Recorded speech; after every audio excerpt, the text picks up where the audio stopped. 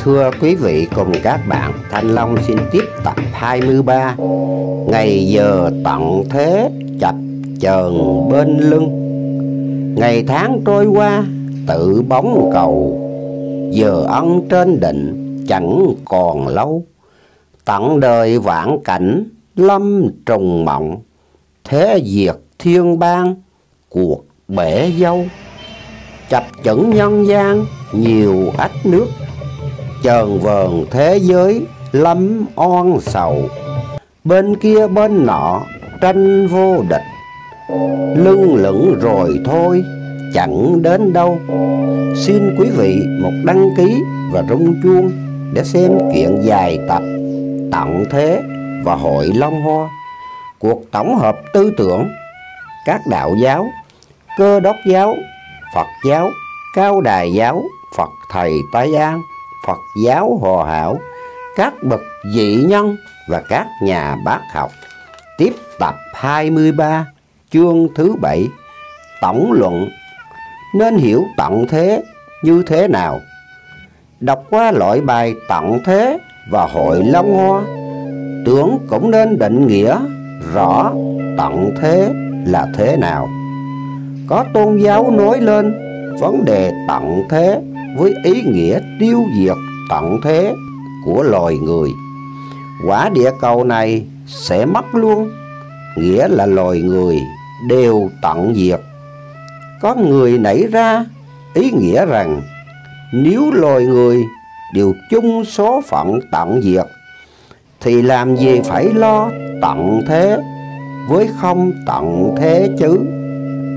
Nếu biết rằng sắp có tận thế với ý nghĩa là loài người tiêu diệt thì cần gì phải lo nghĩ mà chẳng phí cho sướng thân. Cái luận điệu này chúng ta đều thấy nhiều nêu lên để cho rằng tôn giáo đưa ra vấn đề tận thế có ý làm cho con người sợ sự trừng phạt mà nghe theo các giáo điều cái nghĩa tận thế trái hẳn cái luật tuần hoàn của vũ trụ. Ngoài luận điệu ấy, chúng ta còn thấy luận điệu của các nhà chiêm tinh học, các nhà khoa học tính tuổi trái đất nên ra bao nhiêu kết quả cuộc tìm tòi và tính toán cho rằng nào là mặt trời có mấy triệu năm nữa mới nguội. Ảnh hưởng của nó làm cho quả địa cầu phải nguội theo và tắt hẳn đi. Nào là quả địa cầu ngày một khô lần vì nước một ngày một thấm vào trong một trái đất, như thuyết của ông Martin. Nào là mặt đất ngày một thấp dần vì thời tiết làm hao mòn núi non đất cát, nước mưa đem xuống biển do các nguồn sông rạch. Khối đất hao mòn ấy lấp dần đáy biển, làm cho nước biển ngày kia sẽ nhấn chìm những phần đất của dân cư. Nào là cái trục quay địa cầu ngày một nghiêng dần, làm cho sức quay của nó ngày một chậm đi, rồi đến một ngày kia nó sẽ trút đổ, vân vân. Những luận điệu vừa kể cũng như đồng hiểu tận thế là một cuộc tiêu diệt của quả địa cầu. Nhưng thật ra danh từ tận thế nêu ra trong quyển sách này có đồng một ý nghĩa tiêu diệt quả địa cầu, tiêu diệt loài người không? Mặc dầu danh từ tận thế được nhắc dở đến luôn, nhưng khi đọc qua sấm giảng, ai cũng nhận thấy rằng thời kỳ hạ ngương sắp chấm dứt để bước sang thời kỳ thượng ngương. Như thế, tận thế có nghĩa là chấm dứt một thế hệ này để bước sang một thế hệ khác, đúng theo cái luật tuần hoàn của vũ trụ. Như khổ nổi lần đổi dời này của thời kỳ hạ ngương, nó không được êm thấm mà như lần đổi dời ở thời kỳ Thượng Nguyên qua thời kỳ Trung Nguyên qua thời kỳ Hạ Nguyên, vì nó là một cuộc đổi dời thuận chiều. Lần đổi dời này của thời kỳ Hạ Nguyên trở lại thời kỳ Thượng Nguyên, trừ cái tật xấu trở lại cái thật tốt. Bởi nó không thuận chiều cho nên phải đau đớn nhân loại, vì đó mà phải điêu linh trong cuộc lừa lọc quá khắt khe của luật đào thải. Tốt còn xấu mất, đó là một cuộc lừa lọc, một cuộc đời đổi dời, chứ không phải là một cuộc tiêu diệt. Đây là một cuộc đổi dời đúng theo lý Tam Ngương. Có người nhắc chuyện rằng lúc Đức Huỳnh giáo chủ bệnh ở nhà thương chợ quán, một hôm bác sĩ Trần Văn Tâm cai quản bệnh viện ấy đến hỏi Ngài ý nghĩa hai tiếng tận thế. Đã thấy nói trong các sấm giảng thì Ngài đáp rằng ông hãy tìm quyển 6 nói về trận sụp đất ở Atlantis mà đọc. Trận sụp đổ ấy tới đây cũng như trận sụp đất ấy. Như thế thì danh từ tận thế không có nghĩa là một sự hủy diệt của địa cầu, mà chỉ là một cuộc thay đổi hình dạng như kỳ sập đất ở Atlantis.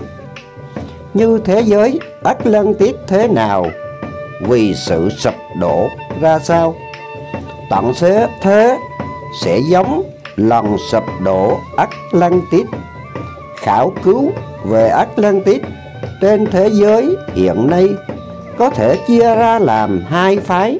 Một phái gồm những nhà ngữ ngôn học và cổ vật học muốn tìm lại đất Atlantis. Như thế, bức lạp đồ Patton đã tả ra một cù lao trước kia nằm giữa khoảng châu Phi và Mỹ Châu trong biển Đại Tây Dương ngày nay. Sau một trận đại hồng thủy, hòn đảo ấy sụp đổ không còn dấu vết. Như một phái gồm những nhà địa chất học, nhân loại học và tiền sử học. Phái này hiện nay rất đông, muốn tìm lại đất Atlantis là thế giới nguyên thủy đã di lưu một giống dân văn minh. Cái thuyết nhận rằng Atlantis là một nền văn minh tối cổ đã tàn tạ sau một trận đại hồng thủy được các giới bác học ngày nay nhìn nhận. Nhưng để tìm ra hiểu cái xã hội tàn tạ ấy thế nào thì mỗi người đưa ra một giải thuyết không giống nhau. Nhà địa chất học thì dựa theo cái khai quật của mình mà chấp lấy lập luận thuyết của mình là đúng. Nhà nhân loại học thì dựa theo sự nghiên cứu của mình mà cho rằng lý thuyết của mình là hơn. Trong lúc cuộc nghiên cứu và mò mẫm chưa đi đến đâu thì có một phái người phát giác một cách đầy đủ thế giới Atlantis, không bằng phương pháp mò mẫm mà bằng phương pháp trực giác, nghĩa là dùng tâm linh soi tỏ những việc quá khứ. Với phương pháp này, người ta có thể hồi ức lại nguồn gốc bất diệt quá khứ và thấy rõ những điểm mà người thời nay không thể hiểu nổi. Sở dĩ người thời nay không còn hiểu gì về thế giới Atlantis, vì thế khi thế giới này sụp đổ thì khí trời dày đặc ở thời kỳ Atlantis trải qua một cuộc thay đổi. Đến lúc đó thì cuộc đời thần tiên trước kia tan dần, và thế giới chói rọi của dân Atlantis chỉ còn lưu lại trong ý thức người ở thời kỳ Trung Nguyên. Một ký ức mang máng của thời đại Hoàng Kim.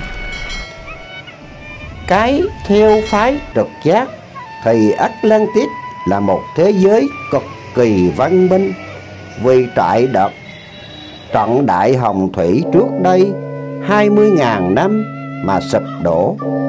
Dân ở thời kỳ đó rất mực thông minh, có một ký ức rất phát triển, nhờ đó mà làm chủ được những điều đời gọi là sinh lực. Cũng như thời nay, chúng ta dùng than đá tạo ra sức động cơ. Dân Atlantis dùng sức sinh nở của vạn vật mà giúp vào kỹ thuật của mình. Dân Atlantis có những quyền lực trong lời nói mà người thời nay không thể. Lời nói của họ có năng lực như các câu chú, có thể làm cho cây cối nảy nở hay thú dữ phải phục tùng, vân vân. Các thời kỳ đại hoàng kim của thế giới Atlantis ấy bị sụp đổ sau một trận đại hồng thủy. Có 4 lần đại hồng thủy xảy ra. Lần đối kém xảy ra khắp mặt địa cầu 70.000 năm trước Tây lịch.